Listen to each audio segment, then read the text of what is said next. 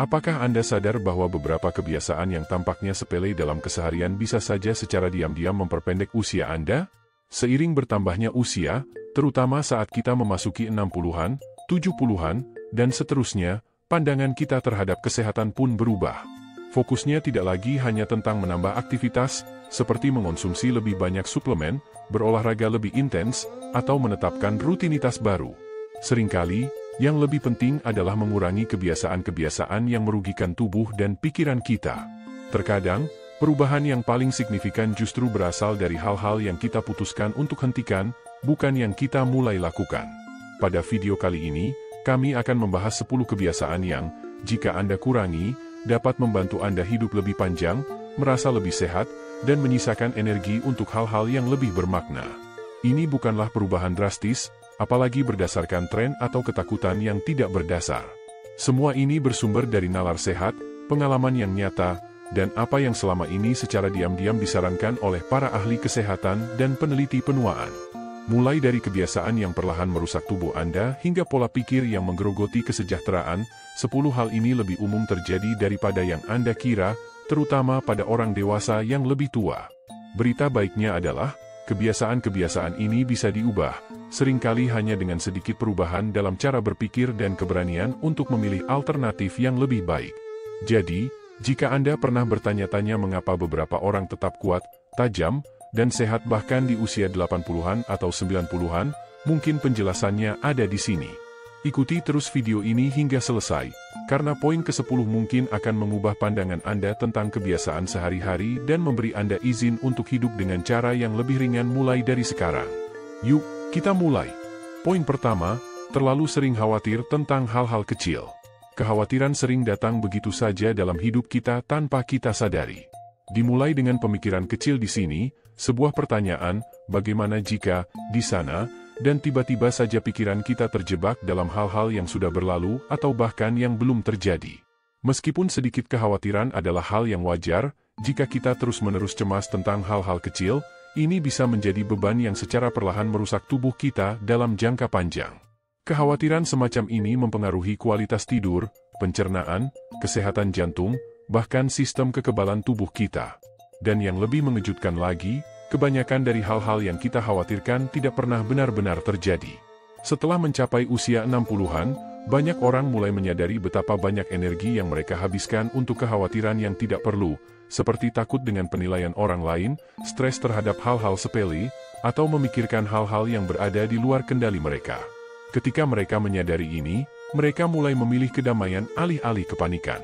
Bukan karena dunia menjadi lebih aman, tetapi karena mereka mengerti betapa pentingnya menjaga kesejahteraan fisik dan mental mereka. Penelitian menunjukkan bahwa stres yang berlarut-larut dapat mempercepat proses penuaan dengan memperpendek telomer, pelindung pada DNA kita yang berperan dalam penuaan sel. Namun, meskipun tanpa mengetahui penjelasan ilmiah ini, Anda pasti sudah merasakan dampaknya dalam tubuh Anda, ketegangan di dada, rasa cemas di perut, atau pikiran yang terus mengganggu saat malam tiba, yang menghalangi kita untuk benar-benar beristirahat.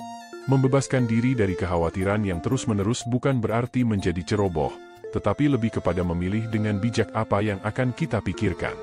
Anda mulai bertanya pada diri sendiri, apakah ini layak untuk saya khawatirkan? Apakah ini layak untuk kedamaian batin saya? Seiring waktu, Anda akan mengembangkan kebiasaan untuk mengarahkan pikiran Anda, memilih ketenangan saat naluri Anda mungkin ingin memilih kekacauan. Mereka yang hidup panjang dan penuh semangat seringkali memiliki kesamaan, mereka telah berdamai dengan kenyataan bahwa mereka tidak bisa mengendalikan segalanya. Mereka fokus pada apa yang dapat mereka ubah dan belajar untuk menerima hal-hal yang berada di luar kontrol mereka. Perubahan kecil ini, pelepasan yang halus, tidak hanya menambah usia mereka, tetapi juga meningkatkan kualitas hidup mereka. Poin kedua, duduk dalam waktu lama tanpa bergerak. Salah satu kebiasaan yang tampaknya sepele namun sebenarnya berdampak buruk bagi kesehatan kita seiring bertambahnya usia adalah kebiasaan duduk dalam waktu lama. Tidak hanya duduk sebentar-sebentar, tetapi duduk terus-menerus tanpa adanya gerakan. Entah itu saat menonton televisi, membaca buku, berkendara, atau bekerja di depan komputer, duduk terlalu lama secara perlahan dapat memperlambat peredaran darah, melemahkan otot, dan memicu peradangan dalam tubuh. Walaupun sepertinya ini masalah kecil, dampaknya bisa sangat signifikan dalam jangka panjang. Para ahli kesehatan bahkan menganggapnya sebagai merokok modern, dan ini bukan tanpa alasan.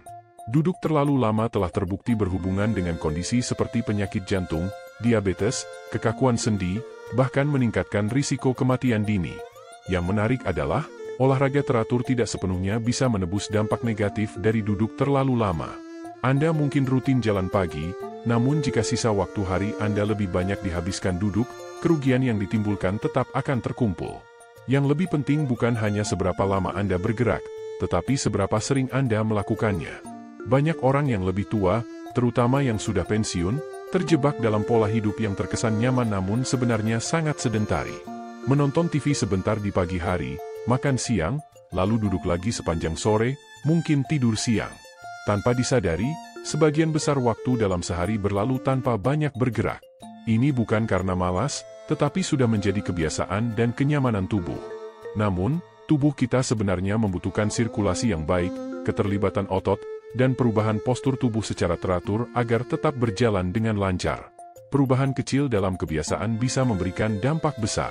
Berdiri setiap setengah jam, melakukan peregangan ringan saat menunggu kopi, atau menjawab telepon sambil berjalan perlahan di sekitar ruangan. Hanya dengan beberapa menit gerakan ringan setiap jam dapat memberikan energi baru bagi tubuh dan mengurangi risiko penyakit kronis secara signifikan. Orang-orang yang hidup panjang dan sehat umumnya memiliki kebiasaan yang sama, mereka tetap aktif. Tidak selalu dengan berolahraga berat atau pergi ke gym setiap hari, tetapi dengan mengintegrasikan aktivitas fisik ke dalam rutinitas harian mereka. Berkebun, naik tangga, berjalan dengan tujuan, dan bergerak dengan penuh semangat adalah beberapa cara untuk tetap aktif. Jika Anda masih menonton video ini dan merasa informasi ini bermanfaat, tuliskan nomor 2 di kolom komentar untuk memberitahu saya bahwa Anda di sini. Dan jika Anda belum berlangganan, saya sarankan untuk melakukannya dan tekan tombol lonceng agar selalu mendapatkan pembaruan konten baru. Dukungan Anda membantu kami untuk terus menciptakan materi yang berguna dan menginspirasi bagi Anda. Sekarang, mari kita lanjutkan. Poin ketiga, makan terlalu malam. Salah satu kebiasaan yang tampaknya sepele namun dapat berdampak buruk pada kesehatan kita secara perlahan adalah makan terlalu dekat dengan waktu tidur. Selama ini, banyak yang beranggapan bahwa makan di malam hari tidak akan menimbulkan masalah. Namun, baik berdasarkan penelitian ilmiah maupun pengalaman langsung, kebiasaan ini ternyata tidak tepat. Makan larut malam seringkali mengganggu proses pencernaan, meningkatkan kadar gula darah, dan menghalangi tubuh dalam proses pemulihan alami. Di malam hari, tubuh kita memerlukan waktu untuk beristirahat. Setelah matahari terbenam, metabolisme tubuh melambat, dan organ-organ tubuh beralih dari kondisi aktif ke mode pemulihan. Ketika Anda makan di malam hari, terutama makanan yang berlemak atau mengandung gula tinggi, tubuh dipaksa untuk bekerja sepanjang malam, padahal seharusnya tubuh diberikan kesempatan untuk beristirahat. Dampak dari kebiasaan ini dapat berupa gangguan tidur, masalah pencernaan, serta peningkatan risiko obesitas, refluks asam, dan gangguan jantung. Banyak orang tidak menyadari bahwa hati dan sistem pencernaan bekerja dengan sangat baik saat kita memberi mereka waktu tanpa makanan, terutama saat tidur. Proses puasa semalam memungkinkan tubuh untuk detoksifikasi, memulihkan keseimbangan hormon, dan mempersiapkan tubuh untuk beraktivitas keesokan harinya. Namun, jika kita terus makan sebelum tidur, siklus pemulihan tubuh ini akan terganggu. Dalam jangka panjang, dampaknya bisa berupa penurunan energi, peningkatan peradangan, gangguan konsentrasi, serta perubahan suasana hati dan daya ingat. Perubahan sederhana, seperti menyelesaikan makan malam setidaknya 2 hingga 3 jam sebelum tidur, dapat membawa perubahan yang besar. Banyak orang yang merasakan peningkatan kualitas tidur hanya dalam beberapa hari setelah melakukannya. Mereka bangun dengan perasaan lebih segar dan ringan. Menariknya, mereka tidak menambahkan hal baru dalam rutinitas mereka, melainkan hanya berhenti melakukan satu kebiasaan yang memberi dampak signifikan. Memiliki umur panjang tidak selalu berkaitan dengan penemuan solusi ajaib, kadang-kadang itu hanya soal memperhatikan kebutuhan alami tubuh dan memberi ruang agar tubuh bisa beristirahat sesuai dengan sinyal yang diberikan. Tubuh kita sudah tahu bagaimana cara untuk sembuh, yang dibutuhkan hanyalah ruang untuk melakukannya. Salah satu cara yang paling sederhana dan efektif untuk memberikan ruang tersebut adalah dengan menghindari makan larut malam. Poin keempat, menahan perasaan. Ada dampak yang tidak terlihat ketika kita terus-menerus menahan perasaan dalam jangka waktu lama. Bagi banyak orang yang lebih tua, terutama mereka yang diajarkan untuk selalu bersikap sopan, tenang, dan tidak menunjukkan kelemahan, kebiasaan ini telah menjadi pola hidup yang sulit diubah, menjaga keharmonisan dengan menyembunyikan perasaan. Namun, meskipun perasaan tersebut ditekan, mereka tidak hilang begitu saja. Emosi yang tertahan akan menumpuk di dalam tubuh, dan efek dari kebisuan ini mulai terlihat dalam berbagai cara yang tidak dapat diatasi hanya dengan obat.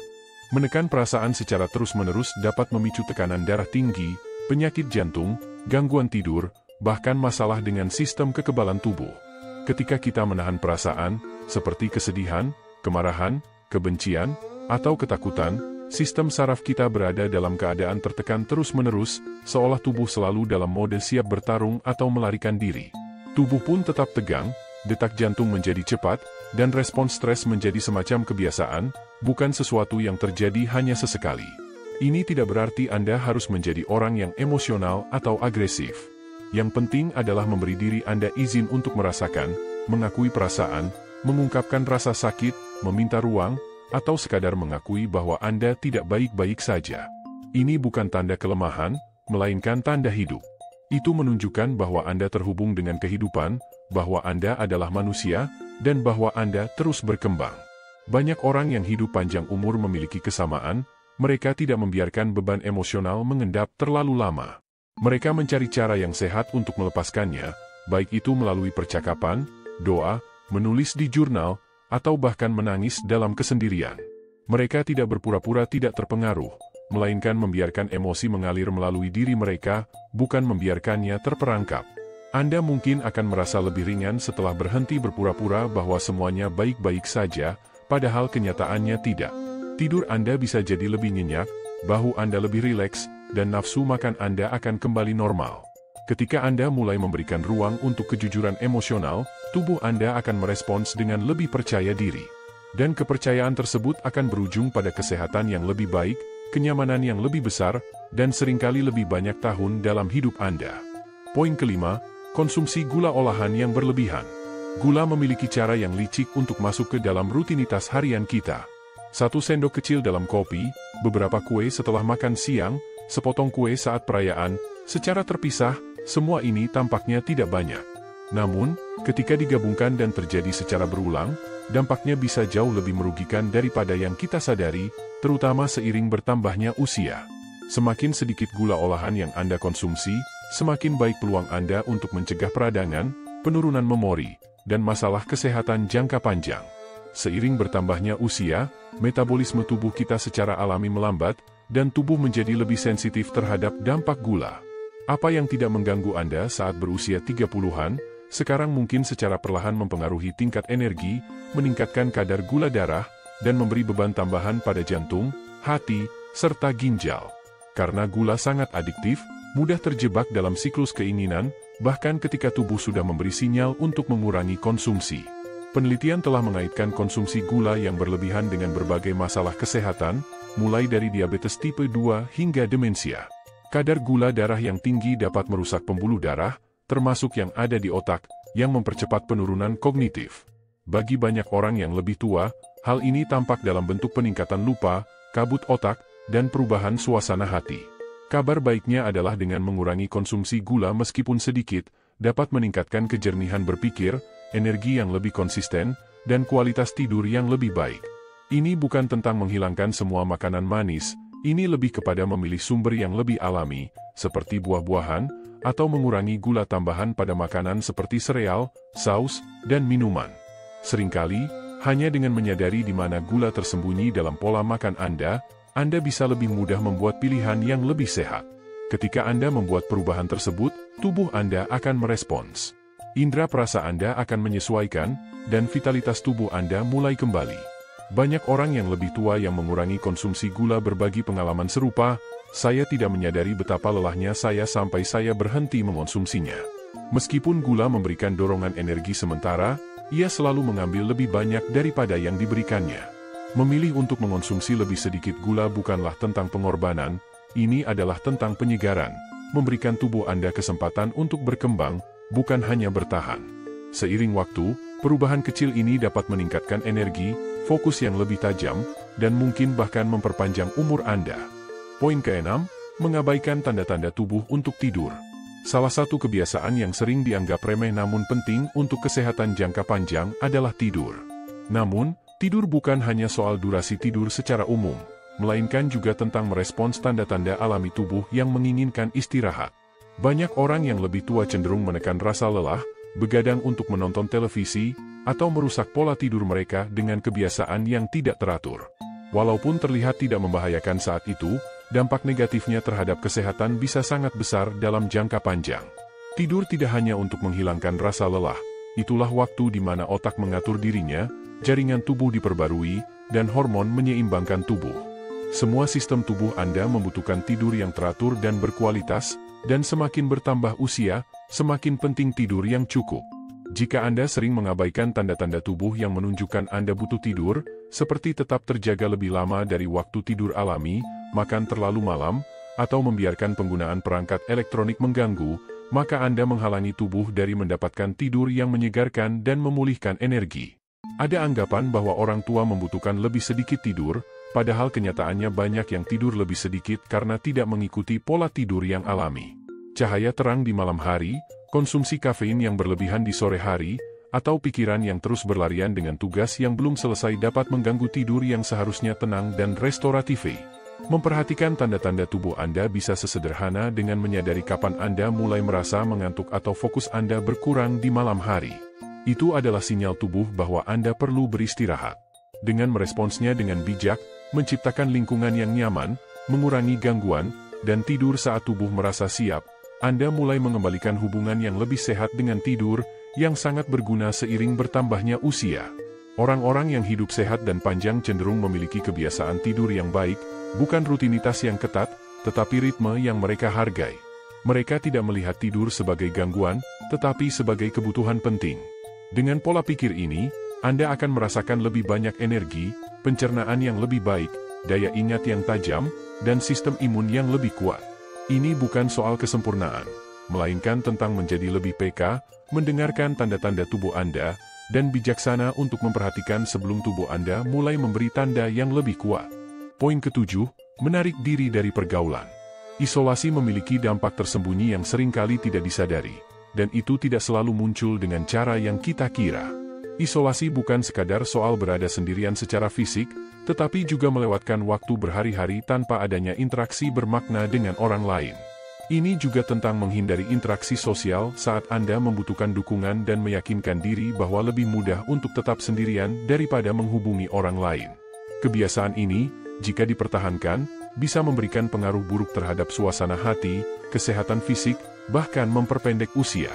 Penelitian menunjukkan bahwa keterasingan sosial dapat menyebabkan penurunan kemampuan kognitif, depresi, hingga kematian dini. Bahkan, rasa kesepian yang berkepanjangan dapat berdampak buruk bagi kesehatan sama seperti merokok atau obesitas. Sayangnya, ini seringkali tidak terlihat karena mudah disembunyikan. Mudah untuk berkata, saya hanya capek, atau orang terlalu sibuk, atau bahkan, saya sudah terbiasa sendirian. Padahal, sebagai manusia, kita sebenarnya membutuhkan hubungan sosial, meskipun kita merasa sangat mandiri. Seiring bertambahnya usia, terutama saat berada di fase kehidupan yang lebih lanjut, kita tetap membutuhkan momen berbagi dengan orang lain untuk menjaga kesehatan fisik dan mental. Berjalan-jalan dengan tetangga, berbincang sejenak dengan teman, atau bahkan menyapa orang di toko, meskipun terlihat sepele, memiliki dampak yang sangat berarti. Momen-momen ini mengingatkan kita bahwa kita penting dan bagian dari sesuatu yang lebih besar. Setelah usia 60 tahun, banyak orang memasuki periode yang lebih sunyi, anak-anak sudah beranjak dewasa, pekerjaan mulai berkurang, dan rutinitas sehari-hari berubah.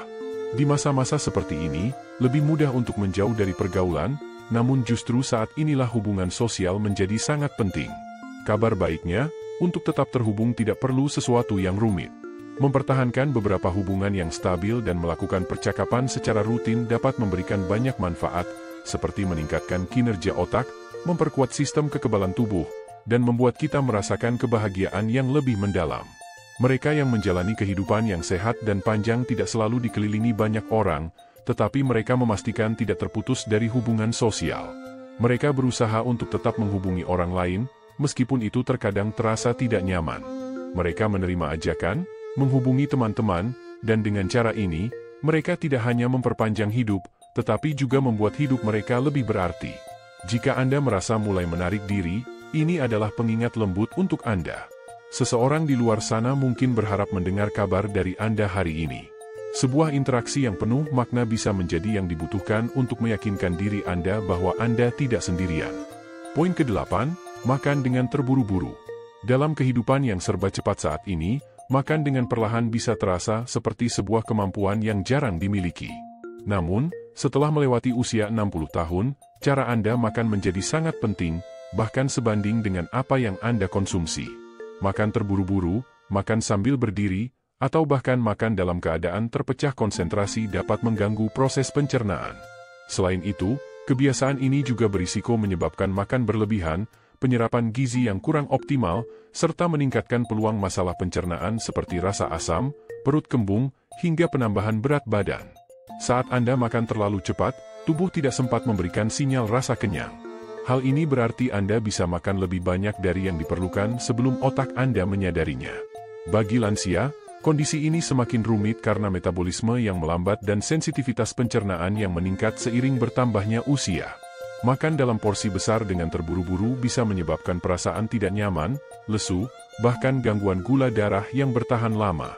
Namun, ada hal yang lebih penting dari sekadar pencernaan. Makan bukan hanya soal mengisi perut, tetapi juga merupakan kesempatan untuk berhenti sejenak dan menyatu dengan tubuh serta emosi Anda. Makan perlahan memungkinkan Anda untuk benar-benar merasakan makanan, rasa, tekstur, hingga kehangatannya.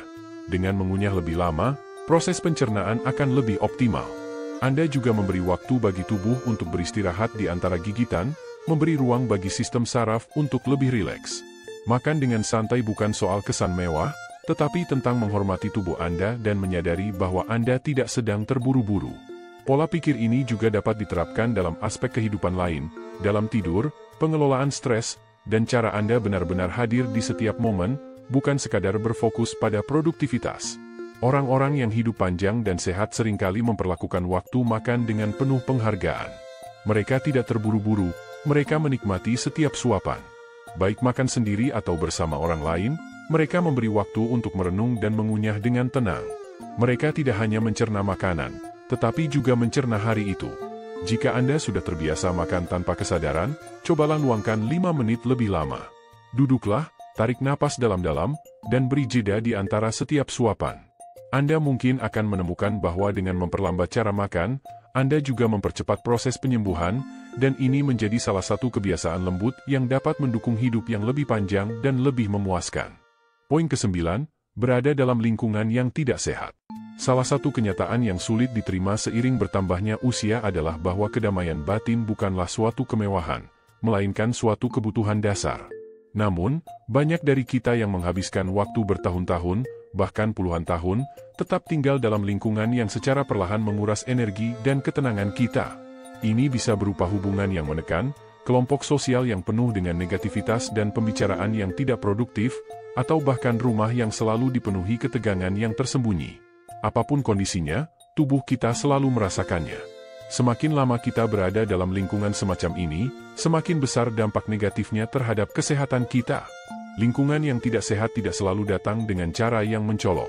Terkadang, itu muncul dalam bentuk rasa tidak nyaman di dada ketika memasuki suatu ruangan, perasaan cemas sebelum berbicara, gangguan tidur, atau perubahan pola makan yang tidak jelas sebabnya. Paparan stres emosional yang terus-menerus dapat meningkatkan kadar kortisol dalam tubuh, melemahkan daya tahan tubuh, dan lama-kelamaan bisa menimbulkan masalah kesehatan jangka panjang seperti tekanan darah tinggi, gangguan pencernaan, atau kecemasan. Setelah usia 60 tahun, kemampuan kita untuk bertahan dalam lingkungan semacam ini cenderung menurun, bukan karena kita menjadi lebih lemah, melainkan karena kita semakin bijaksana. Kita mulai menyadari bahwa panjang umur tidak hanya ditentukan oleh apa yang kita makan atau seberapa banyak kita berolahraga. Namun, lebih kepada lingkungan tempat kita berada, atmosfer emosional yang mengelilingi kita. Seringkali, keputusan yang paling penting dalam menjaga kesehatan bukanlah soal mengubah pola makan, tetapi lebih kepada dengan siapa kita berinteraksi dan bagaimana mereka serta tempat tersebut mempengaruhi perasaan kita. Perubahan tidak selalu berarti harus meninggalkan semuanya. Terkadang, ini berarti mengukuhkan diri, membuat batasan yang lebih jelas, dan menciptakan ruang pribadi, bahkan dalam situasi yang penuh tantangan. Namun, seringkali perubahan ini juga melibatkan melepaskan hubungan atau peran yang sudah tidak lagi memberikan kebaikan bagi kita dan meninggalkan tempat-tempat yang tidak lagi memberi rasa aman. Mereka yang menua dengan penuh kebijaksanaan cenderung mengelilingi diri mereka dengan lingkungan yang tenang, mendukung, dan memberikan rasa aman secara emosional. Mereka paham bahwa proses penyembuhan terjadi lebih cepat dalam kedamaian dibandingkan dalam stres, dan mereka tidak takut untuk memilih kesendirian ketimbang terjebak dalam konflik, memilih ketenangan daripada drama. Jika ada sesuatu dalam hidup Anda yang terasa toksik, berikan perhatian lebih. Rasa tidak nyaman itu bukan tanda kelemahan, melainkan sebuah tanda kebijaksanaan. Tubuh dan jiwa Anda sedang memberi isyarat, kami tidak bisa berkembang di sini lagi. Semakin sedikit waktu yang Anda habiskan dalam lingkungan semacam ini, semakin banyak ruang yang Anda ciptakan untuk proses penyembuhan, kejernihan, dan hidup yang lebih bermakna. Poin ke-10, konsumsi alkohol yang berlebihan atau pengobatan sendiri.